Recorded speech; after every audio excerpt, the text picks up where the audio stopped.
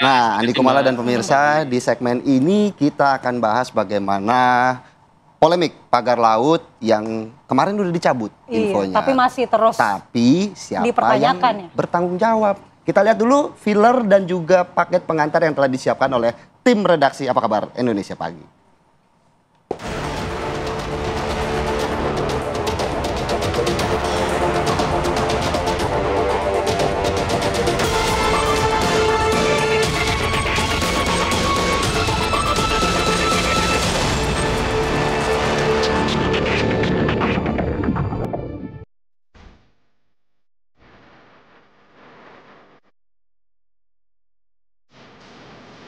Sebanyak 281 armada dan 2.623 personel dikerahkan untuk pembongkaran pagar laut ini.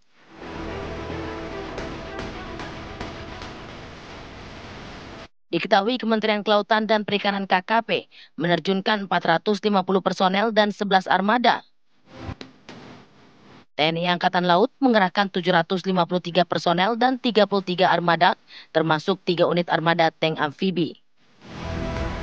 Sisa armada lainnya dikerahkan oleh Polair, KPLP, Bakamla, pemerintah Provinsi Banten, dan ratusan nelayan.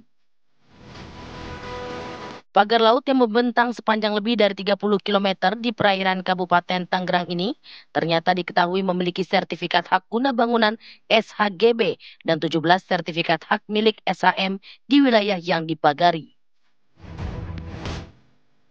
Menteri Agraria dan Tata Ruang BPN Nusron Wahid menegaskan bahwa pemerintah akan mencabut sertifikat hak milik SHM yang terbukti berada di luar garis pantai laut Tangerang, Banten. Rabu kemarin proses pembongkaran diawali di area pantai Tanjung Pasir di Kecamatan Teluk Naga. Pembongkaran akan dilakukan hingga berakhir di pesisir pantai Kronjo, Kecamatan Kronjo, Kabupaten Tangerang. Dari Tangerang, Banten, tim TV One mengabarkan.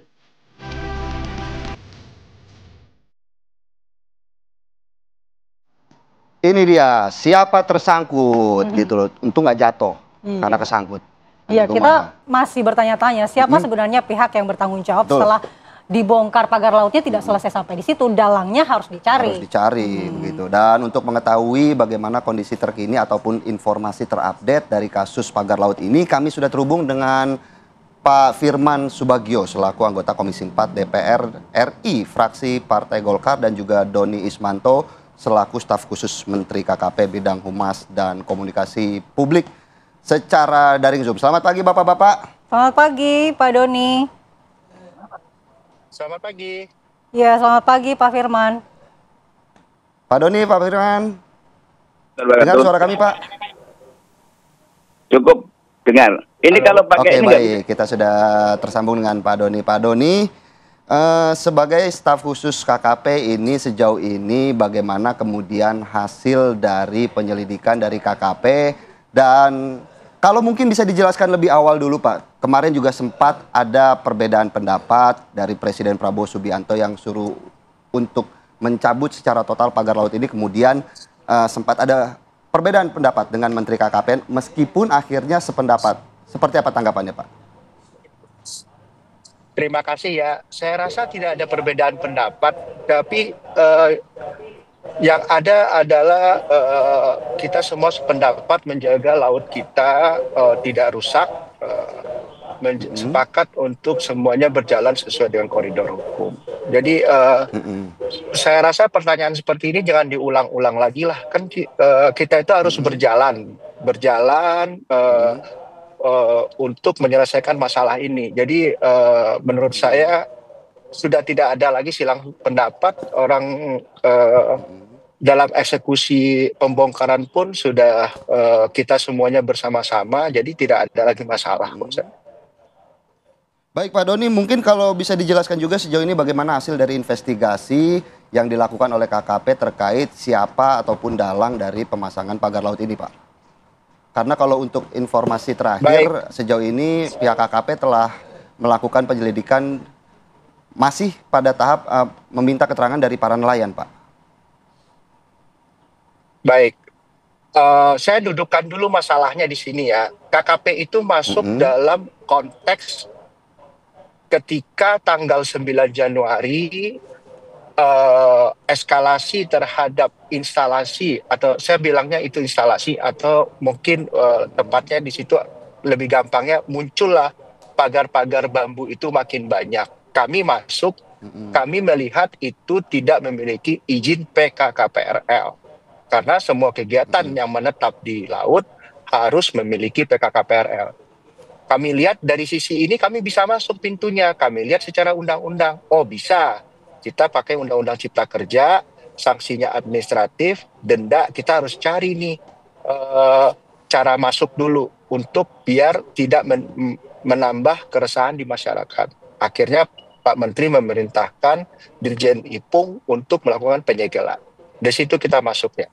Nah, sesuai dengan Undang-Undang Cipta Kerja, kami harus mencari siapa yang membangun dan memiliki pagar ini atau yang berinisiatif membangun. Ini sudah dilakukan. Tahapan sekarang adalah kami melakukan penyelidikan. Penyelidikan ini tentu memanggil semua orang yang terduga terlibat dalam pembangunan atau mengaku-ngaku sebagai pemilik. Hari Senin itu sudah dipanggil sampai malam. Hasilnya penyidik PPNS kami belum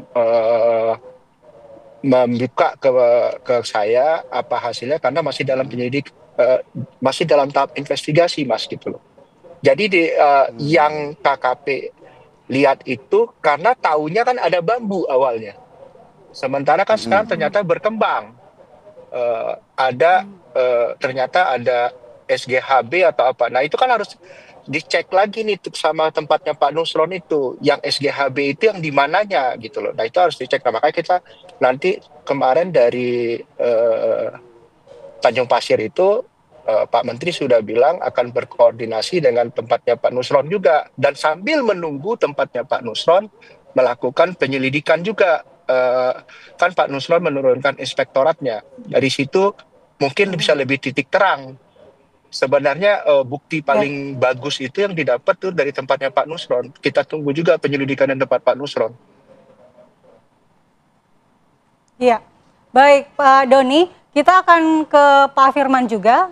Pak Firman melihat bagaimana kemarin pembongkaran sudah dilakukan TNI AL bersama dengan KKP, kemudian bagaimana Komisi 4 DPR melihat hal ini? Apakah nantinya sudah memanggil pihak-pihak yang berkaitan dengan ini, seluruh kementerian dan juga pihak swasta yang disebut-sebut merupakan pemilik dari SHGB dan SHM di pagar laut tersebut, Pak? Baik, terima kasih. Jadi kami Komisi 4 memang sesungguhnya sudah cukup lama ya memantau terhadap masalah pemagaran ini. Oleh karena itu saya sampaikan sekali lagi, kemarin kami juga sudah sampaikan juga di Kompas TV, bahwa ini terkesan bahwa Kementerian Kelautan dan Perikanan ini sangat terlambat untuk melakukan pemantauan dan pengawasan terhadap masalah pemagaran ini. Kalau tadi dikatakan bahwa Saudara Doni dia baru bisa melihat pemagaran dari bambu itu, sesungguhnya ini kan sudah terjadi juga cukup lama. Hanya selama ini DPR mencoba berdiam dulu. Kami akan lihat sampai seberapa jauh pemerintah itu untuk action planning-nya. Tapi ternyata sampai sekian lama itu tidak ada action. Sehingga ketika itu saya terus terang menyampaikan WA kepada Saudara Sekjen KKP dan alhamdulillah akhirnya Saudara Dirjen PSDKP melakukan tindakan untuk penyegelan. Namun kami juga sampaikan hendaknya langsung saja dilakukan pembongkaran. Nah, ketika itu kenapa kami meminta pembongkaran agar keluh kesah masyarakat ini bisa segera teredam. Karena masyarakat di sana itu sudah sangat gelisah dan ini juga menimbulkan pro kontra di masyarakat. Saya tidak berpihak kepada siapapun, kami DPR hanya melakukan tugas fungsi pengawasannya. Oleh karena itu inilah pentingnya Kementerian KKP itu senantiasa melihat situasi kondisi kelautan kita seperti apa. Kalau kita melihat, kalau di PDSKP itu melakukan penangkapan kapal penangkap ikan cepatnya luar biasa. Tetapi ini kenapa kesan saya ada pembiaran. Ini kesan kami seperti itu. Nah, oleh karena itu pada waktu dilakukan penyegelan itu dan kemudian sudah ada instruksi Bapak Presiden, itu Pak Menteri masih memberikan statement untuk menunggu penyelidikan. Tapi sebetulnya ini kan tidak perlu lagi, perintah presiden kan harus segera dilaksanakan. Dan kemudian kalau alat bukti sudah ada, foto cukup, saksi masyarakat cukup, bahkan juga sudah ada pelang penyegelan. Saya rasa sudah cukup alat buktinya untuk itu gitu. Siapa lagi yang akan ditunggu? Bahkan nama-nama yang terindikasi itu sudah masuk di DPR pun sudah masuk. Oleh karena itu hari ini nanti kami akan rapat, kami akan gali lagi. Dan kami tetap akan meminta supaya ada pertanggungjawaban siapa yang melakukan ini, gitu. Baik Pak Firman juga sudah mention bagaimana kemudian pihak-pihak sudah yang terindikasi begitu ya bertanggung jawab atas pagar laut ini. Namun juga saya mau ke Pak Doni, bagaimana tanggapannya dari Pak Doni dari KKP yang dinilai sangat terlambat untuk menangani pagar laut ini. Namun dijawab sesaat lagi setelah Apa Kabar Indonesia Pagi kembali sesaat lagi.